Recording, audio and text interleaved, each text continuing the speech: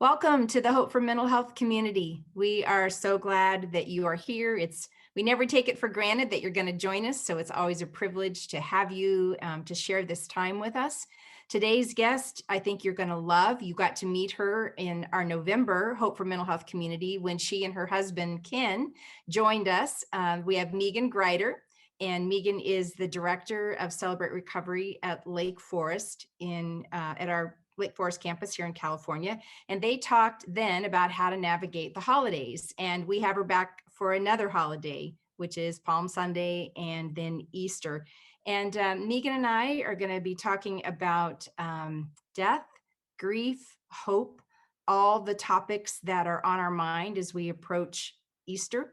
And so I'm excited that you get to hear from Meaghan just by herself today because she is an amazing person. I've gotten to know her, and Meaghan inspires me. She is a deep, robust follower of Christ who has worked really hard in her growth toward Christ likeness and in her own recovery.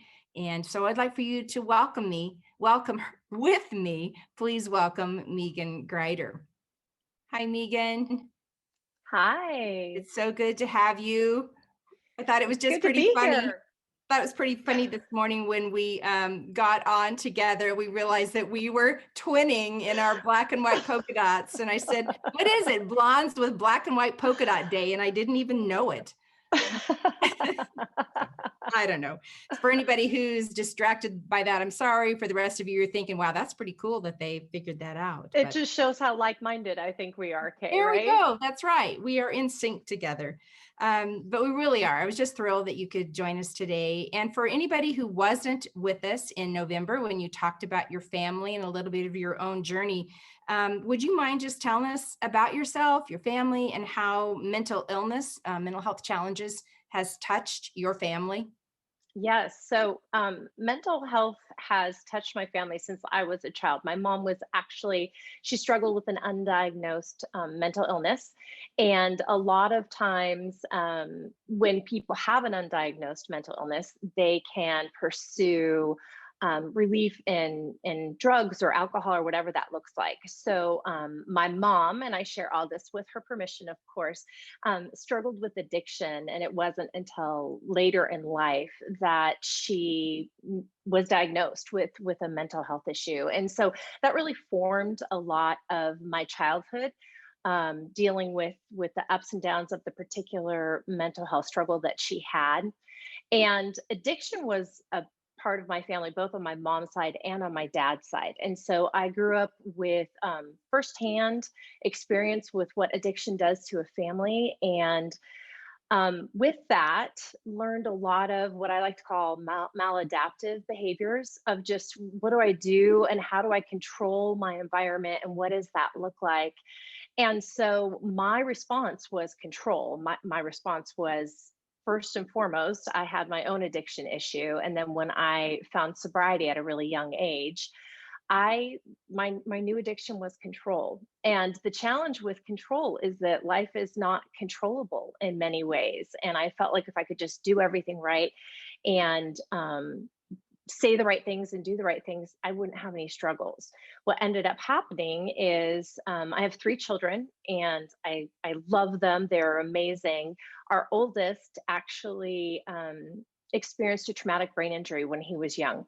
And what that did is that created a high level of anxiety along with his other special needs. And so that then the anxiety came into our home with what does that look like with a child who was first diagnosed when he was 10 and with a lot of other issues. And so my response at that time, even as a Christian, was control. Okay, well, let's control this. Let's fix this. I'm going to fix my son, whatever that looks like. I'm going to fix my son. And what ended up happening is in my desire to control and fix, I I created an environment in my mind and in my body that was not sustainable and wasn't healthy and wasn't Jesus centered, even though I loved Jesus and I was actually in vocational ministry. And so, what ended up happening is my body started breaking down And I had a physical response to my stress, and that manifested in autoimmune diseases. And many people who know that struggle with chronic pain, what comes along with that is clinical depression. And so that is how there's just so many ways that mental health issues touch our life, touch my life, my own personal struggle, my struggle with not my struggle, but walking through it with my children. All three of my children have different challenges. My oldest is very comfortable with me sharing what his challenges are. And so it's always been a part of my life. It isn't just until recently that it's been a part of my life where I can acknowledge it and talk about it in a way that's productive and beneficial and hopeful. Meaghan, that is a lot. And I think for anybody who is watching, who grew up in a family maybe where there were mental health issues or addiction issues, but you don't necessarily know that when you're a child, because all you know is this is your home, this is what you're used to. And like you said, you were developing maladaptive and unhelpful habits and ways of approaching life, but you probably didn't even know that until you got closer to adulthood. And then sometimes you kind of go, oh, this worked for me as a kid, but this is not working for me as an adult. And so, was it at that point that you began recovery and celebrate recovery, or the principles of celebrate recovery? What took you to that place of where all of a sudden it was like, this doesn't work, and I get that it doesn't work? Yes. So I actually, 31 years ago, I got sober in a secular 12-step program. But as I said, I dealt with the behavior, which was the what. Some of the why I did not dig into. I didn't know how to do that. I didn't grow up a Christian. And so I actually found faith through a secular 12-step program. And when I found faith, it was around Easter actually that I found faith in 1992, and I was so excited about my new life, and all of that is real and true. We are new creations in Jesus. And I also hadn't dealt with a lot of the pain of my story and a lot of the pain of my family of origin. And so I had recovery principles in my life, but Celebrate Recovery actually didn't come into my life until 2015. And that was, I didn't pursue Celebrate Recovery, it pursued me.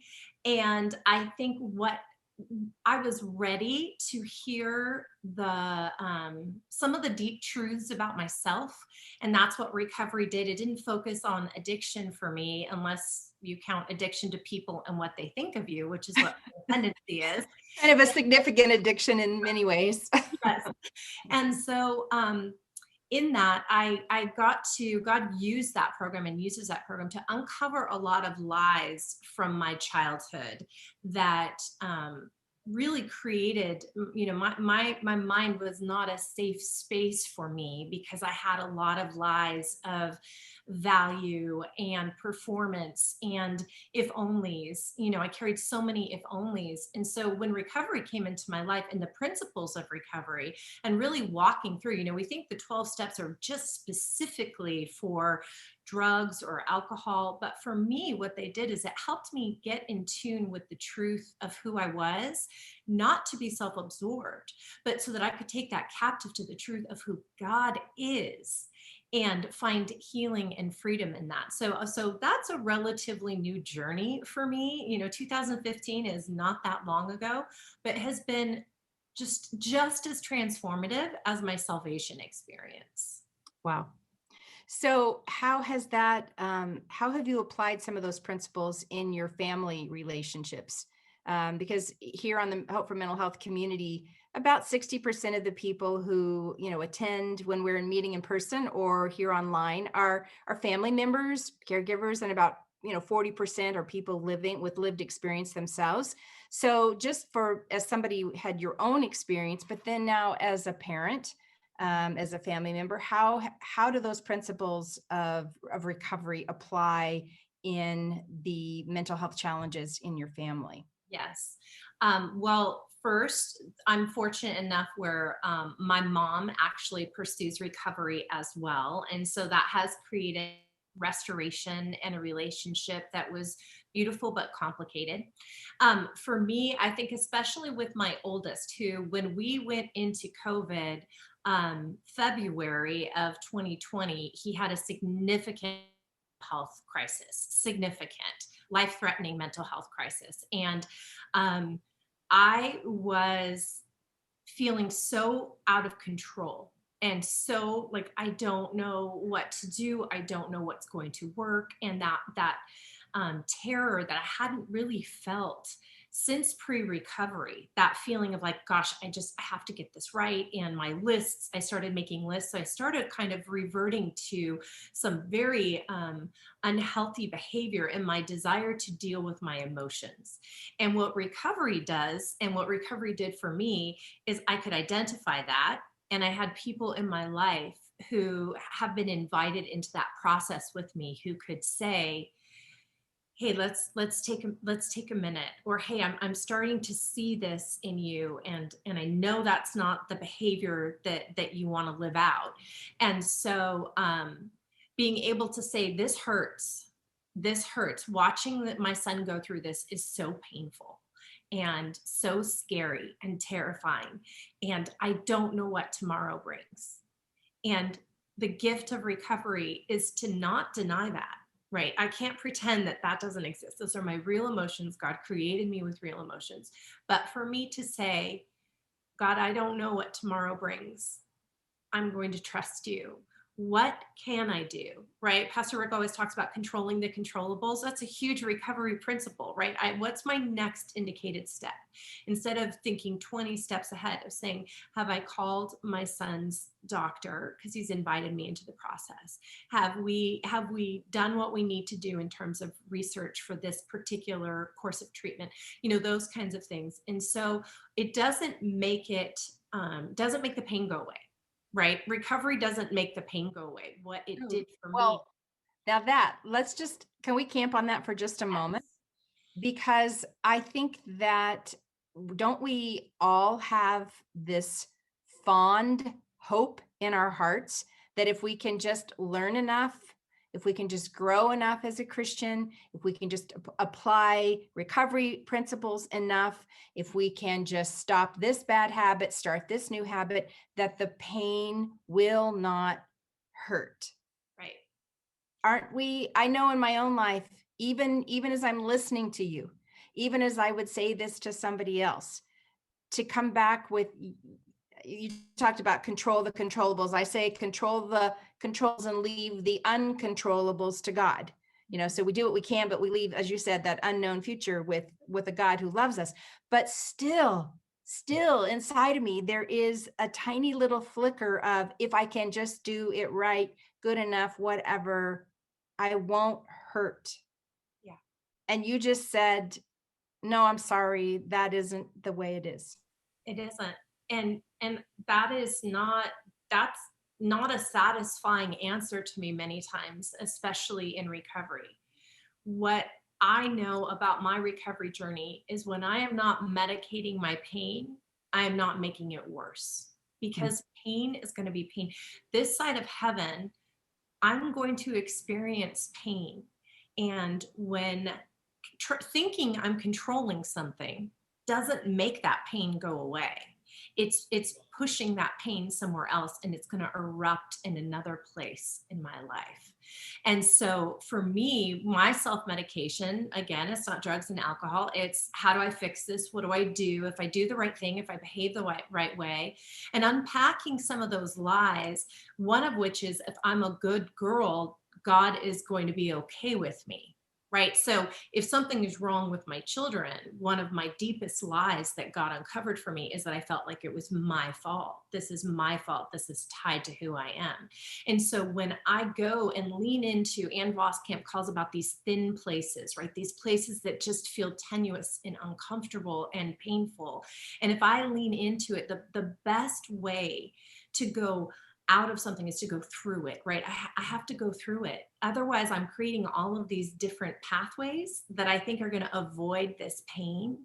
But Robert Frost says the best way out is through. And for me to know that, yes, I'm in pain today, but if I'm authentically walking through that with a Savior who I know loves me, even if I don't feel like he loves me today, if I can just say, I know that this is true, and everything else is a false idol. So my control, that's just me not trusting God. My desire to manage my son, that's me trying to say, God, don't worry about it. I'm going to protect him. You go do your other thing. I'm going to make sure that he's with me at every second so nothing bad can happen to him. I'm smiling, laughing, nodding because control has definitely been my go-to response to life. I'm 67 and I was 38 before that became clear to me. I've said it before a couple of times in the community, but it's just I'm feeling it again as you're talking. Is Rick would tell me when we'd been married like 16 or 17 years by that time, plenty of time for all of who I was to be very evident in our marriage, my good, bad, strengths, weaknesses. And Rick would tell me often, particularly when we were in conflict, and he would say, I just don't think you realize how controlling you are. And my response to that was always, well, okay, so yes, all right, I can be controlling. That was my phrase. Yes, I can be controlling occasionally, without ever really believing that that was true about me. And I did a particular Bible study that was called Inside Out. And in the workbook with that Bible study, just some of the questions led me to that place of acknowledging for the very first time in my life that that was my go-to response to stress, to pressure, to hard things, to things that made me anxious. And I remember writing down in that workbook, I use control in every circumstance all day long. And when I came back to Rick and confessed that to him, or just even shared that I had a new insight about myself, his response, he was gracious, but he also said, honey, that's what I've been trying to tell you. And I said, I know, but I didn't understand it. I knew it up here, but I hadn't taken it into my heart to recognize, no, that truly is the way that I respond to life. And so since from 38 to 67 has been these decades of me recognizing that in new and fresh ways over and over. With Matthew's mental illness, I could just relate when you were saying, as a mom trying to control when your son went into a crisis. It's just like, man, bam, it was there. It's control is what I do. The list, the thinking through, the seeking out the answers, the drivenness to get to the bottom of this, or how to make this better. And that was probably the place that I ended up struggling the most, was in his mental illness as it got more and more serious. And it was really only for him, the end of his life, when it became so severe that I was able to begin to recognize these principles that you're talking about. That first of all, it wasn't my fault, that my best efforts were not good enough. So it wasn't that if I could be better, I could make him better. It wasn't that if I could just find the right answer, if I could just control this or that somehow he would be better. That wasn't my fault. It wasn't about me controlling, and that there was just a huge surrender of all of what I could not control to God. And I really believe I have learned that later in my life, but I'm so grateful that I still have time here to put some of those principles into practice.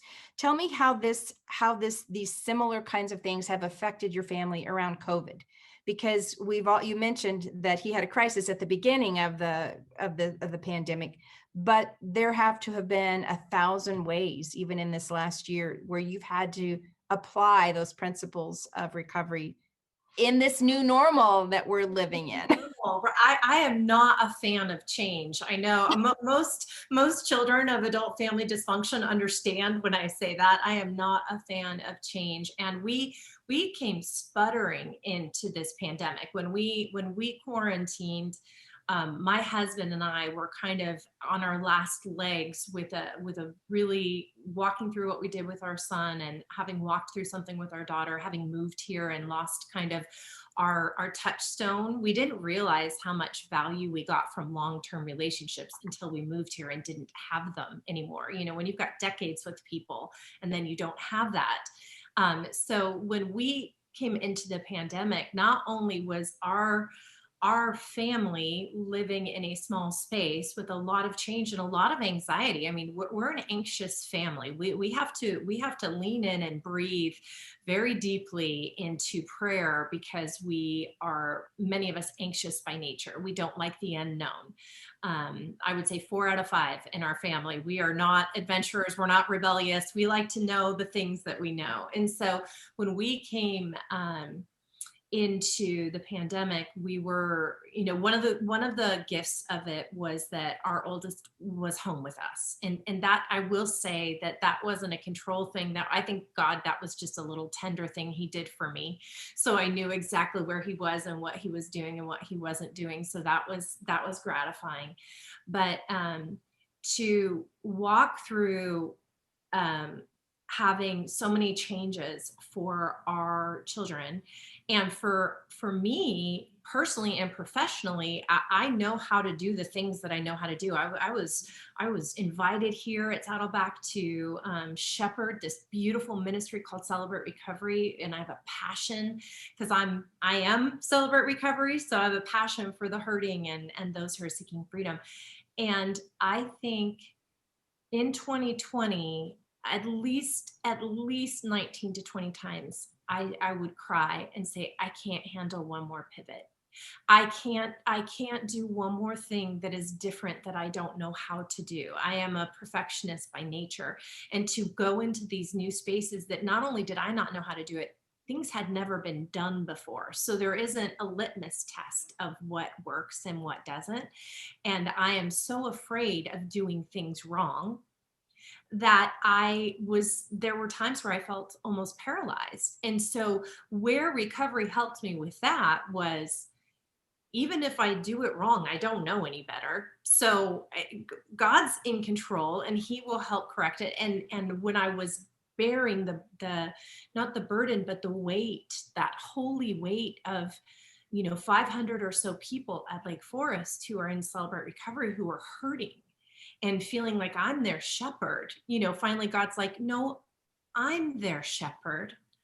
And you can love and you can be obedient, Meaghan, but this is not on you. So it was constantly me doing this with my hands and then doing this with my hands and then doing this with my hands and then doing this with my hands. And so I will say that I have grown more in the past year than I have ever grown in my life. And that is saying something, because we have gone through some stuff as a family. But I've also seen God move, not just in the miraculous, well, we've had some miracles, but in the mundane. I've seen him and part of that is, I would say, God, give me eyes to see you. Give me eyes to see you. Give me not a sign, but a sign. Show me, you reveal yourself to me in the quiet, still ways of just, here we are in our apartment, and my daughter and I once put on roller skates and we're just roller skating around the apartment. Sorry, neighbors, but we needed something that was fun and a little pocket of happy amidst what I felt was a national crisis in terms of all the discussion about racial injustice and the work that I was doing and the pain of like real relationships. And so it has been one of those where it's like, yes, I feel like I'm not just praying for serenity every day. It's like every minute sometimes. You mentioned just some of the pain of last year, not just for your own family, but just for us as a nation and us as a church. And would you take just a moment? We're going to talk about Pastor John Baker in just a minute, the founder of Celebrate Recovery. But one of Pastor John's dear dreams in the last year or a couple years of his life was recognizing that Celebrate Recovery was largely populated by large majority white even across the country. And so one of his dreams was to really broaden the appeal, to let it be known how welcoming CR was to a very diverse community. So would you just talk about that a little bit, about the cultural communities cultural community that has now been launched, and just the Yeah. significance of that, especially around COVID and what all happened last year around. I think God does not do anything by accident, and I see cultural communities was something that has been kind of percolating and brewing. This has been on Pastor John and Cheryl Baker's heart for years, and to see that every people group wants freedom, right? Every people group wants to have a safe place to walk through their hurts with Jesus, and to see that the majority of the people that were finding freedom in Celebrate Recovery were white, were Caucasian. And so what is that? What's that expressing to us? Because it's not like everyone doesn't need freedom. And so I used to be a state rep, and my territory was actually it was downtown Los Angeles and Inglewood and Hawthorne. And for state rep for Celebrate Recovery, I would, as a volunteer, go into churches and talk about the freedom that you can find there and how to launch a Celebrate Recovery.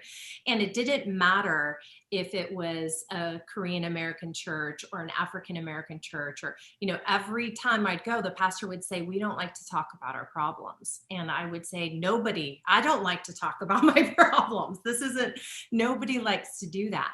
But that's where healing is found. And so in this movement within Celebrate Recovery, it started as a kernel as simple as Cheryl Luke used to say, walk across the room to someone who looks different than you. And she didn't just mean skin color, right? I have certain biases based on my childhood that have more to do with maybe if someone had a voice that sounded like a smoker's voice. That was something that made me, I wouldn't necessarily want to walk across the room because of childhood trauma with something like that.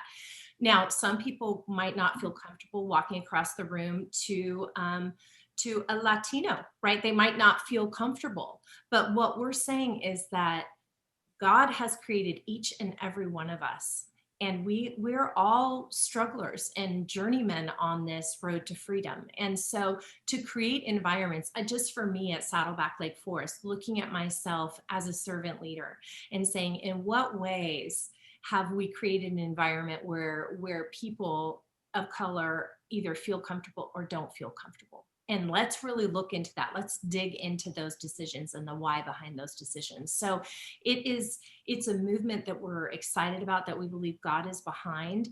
And it's like the process of recovery. It isn't a one and done situation. It is an ongoing process. I love that. And I I really love the fact that it's created also to explore and heal racial trauma.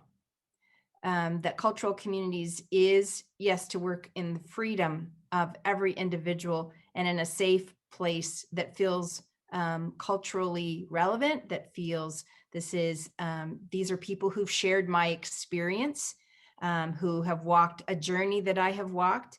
And in that process, to find some healing from the trauma, the racial trauma of being a minority, particularly here in America. I mean, Celebrate Recovery goes around the world, but also, it's predominant here in America. And so to deal with what it's like to be Black in America, what it's like to be of Latin or Hispanic descent, or to be an Asian American, so that in a place that other people have walked in your shoes, and then apply the principles of recovery. Well, speaking about John Baker, some people who are watching may know that Pastor John passed away just about a month ago, suddenly, and his death was shocking and completely out of the blue for all of us, his family and his Celebrate Recovery family.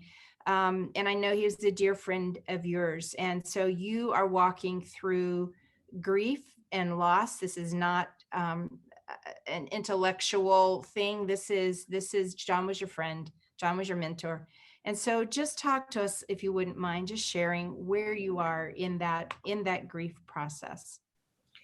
I think like many people who have experienced loss in COVID, especially loss, when someone you loved have died. And between December and when Pastor John passed away, my husband and I lost 5 key people in our life who we loved dearly. And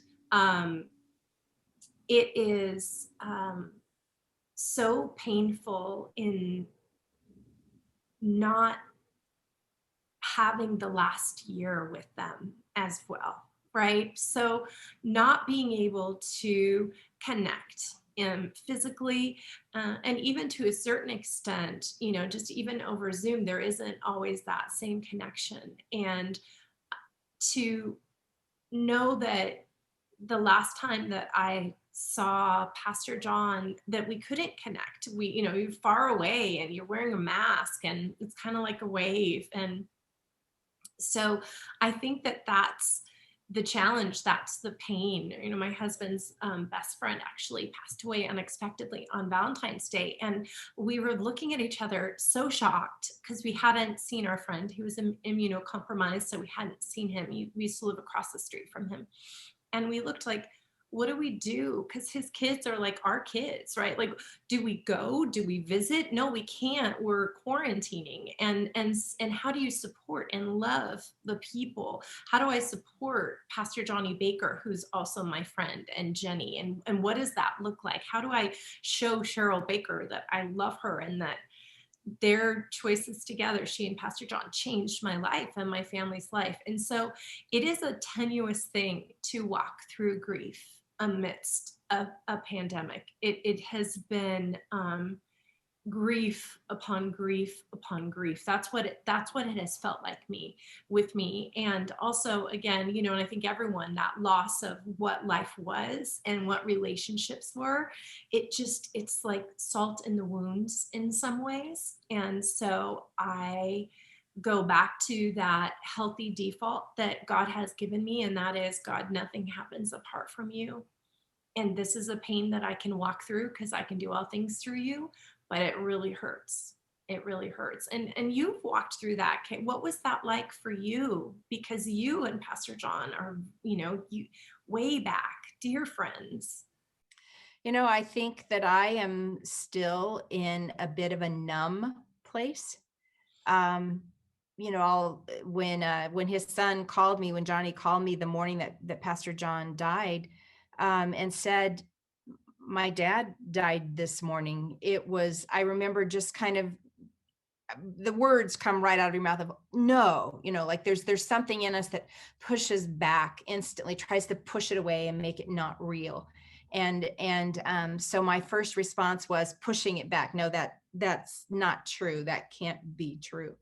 And I think there's a part of me that hasn't moved too far past that, because as you said, in this last year, because of COVID, I haven't seen him physically one time in a year. I've not physically laid eyes on John. I've been on some Zoom calls. I've been in some staff meetings. I've seen him in that way, but it still feels like he's just away. He's, we're still in some of the COVID restrictions, and I'll see him, on Easter when we come back together as a congregation for the first time. John will be there. I will see John. I haven't, but I will, because he's always there. He's always there. And so I find myself kind of moving in and out of those moments of it's real, it's not real. It's real, it's not real. And I think that's grief. Really strong grief can have that as an element for us. And in some ways, denial in that sense is a bit of a protection. It protects us from the shock of loss, protects us from the shock of grief until we're ready or able to process it. And I'm moving in and out of those places of shock, of it's not real. I think seeing on Easter of him not being there, where he's been there for 30 years, I think that will have an impact on me, of that hole that he leaves. No, there's genuinely a hole that John leaves. And for many people who are watching, they've lost someone directly to COVID, or their loved one, or they have walked through intense mental health struggles this year during COVID.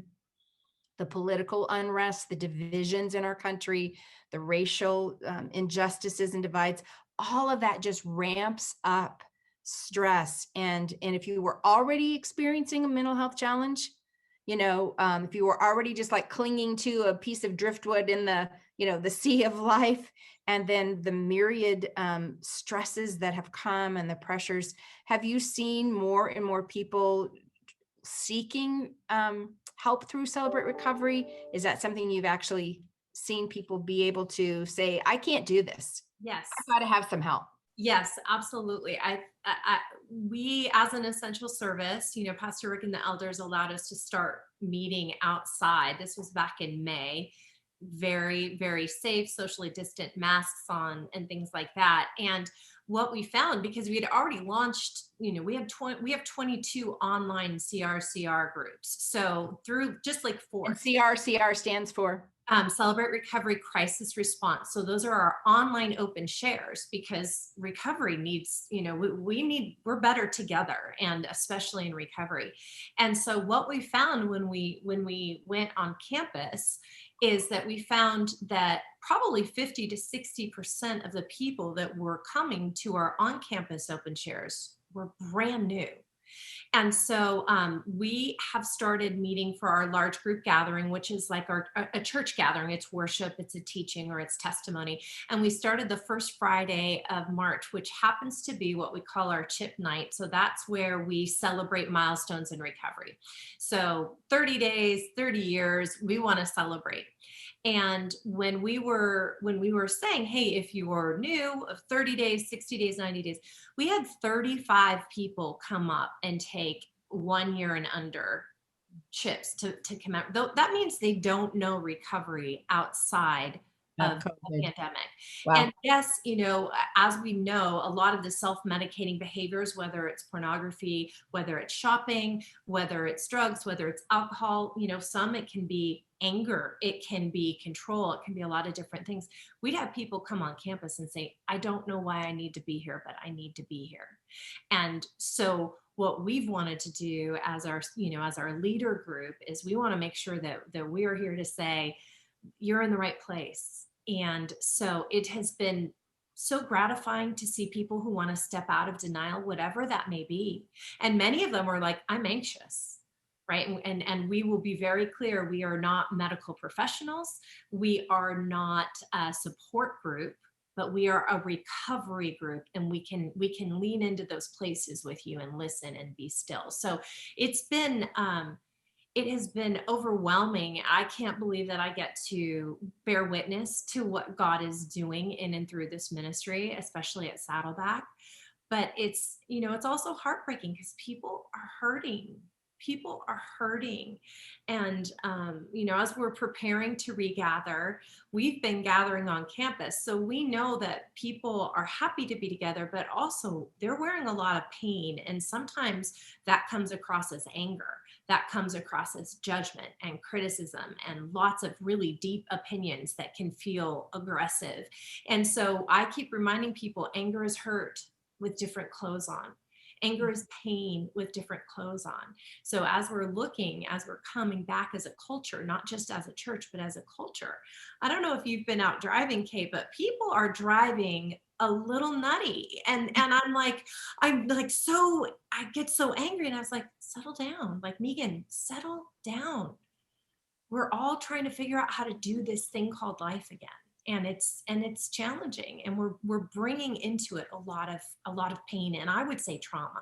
I would say we've experienced a national trauma on a lot of different levels. Absolutely. I think it will take, I've heard some folks, Dr. Bruce Perry, who we had on last year, he said he thinks it will take a decade, for us to even recover fully from just these 15 months, that we have been, or 14 months that we have been living this way.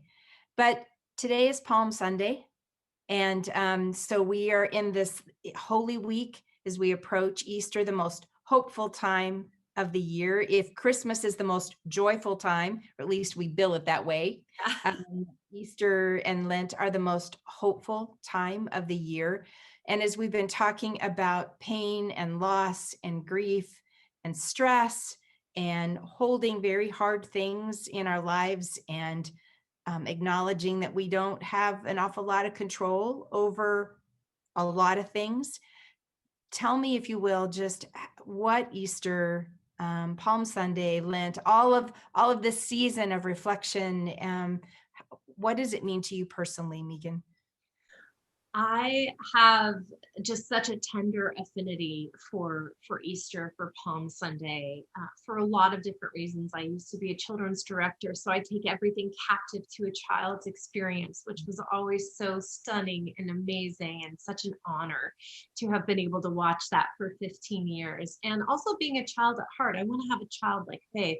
I don't want to ever push aside the wonder of the resurrection in light of the pain of the crucifixion and what that means to me personally, not in this airbrushed way. Like it is redemption for me. It is hope for me. And I know that it's hope for me eternally, but I also know that the power of the resurrection is hope for me today.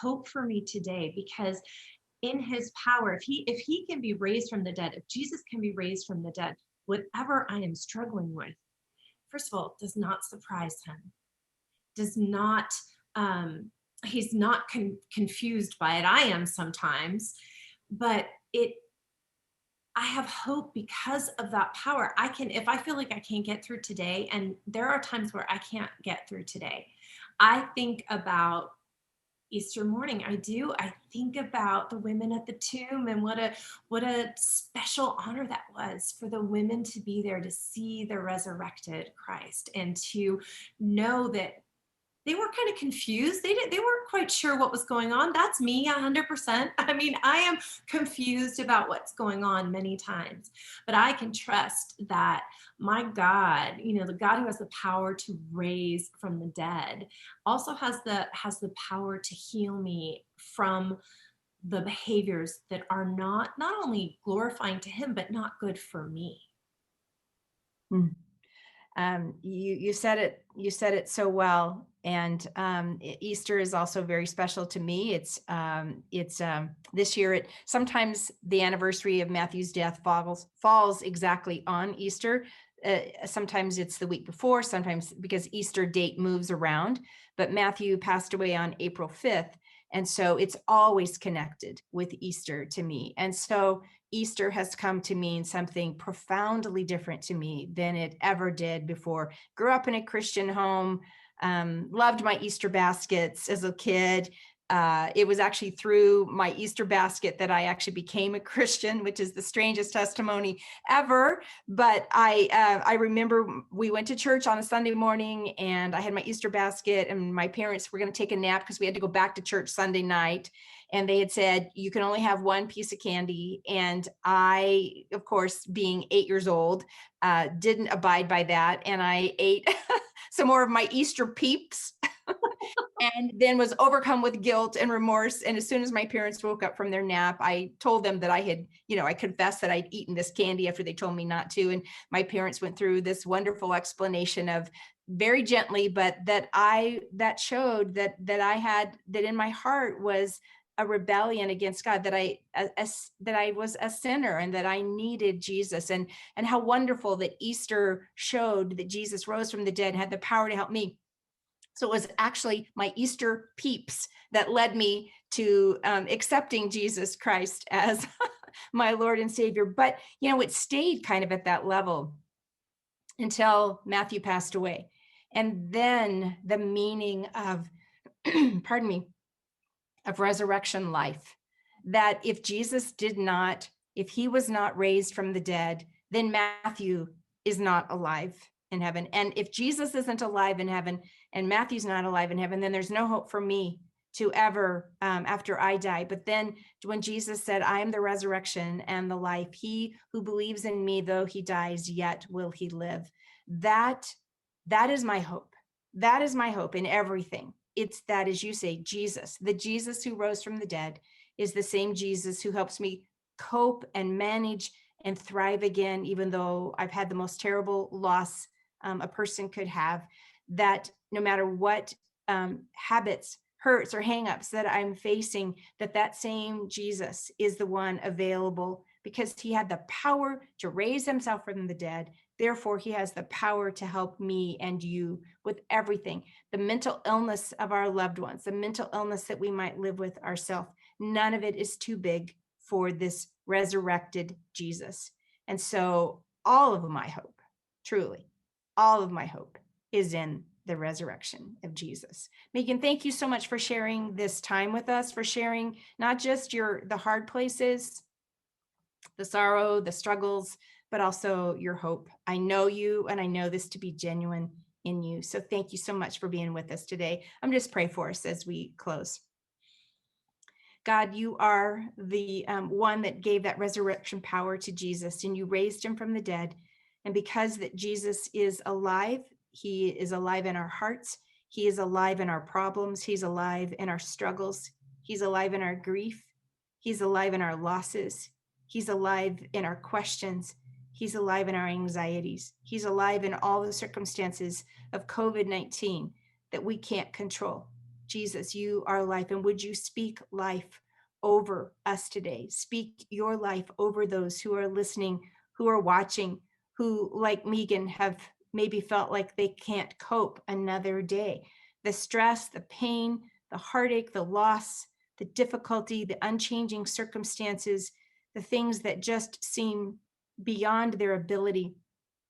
Speak life over us, your resurrection life over us. We give ourselves back to you. We relinquish the control that we have so passionately tried to hold on to. We open our hands the way Meaghan showed us earlier, and we release it all to you, asking that you would work in us, give us strength, give us courage to face each day. More than we can ever express, Jesus, we are grateful for your resurrection life. And I pray this in Jesus' name. Amen. Thanks for joining us. We'll see you next time.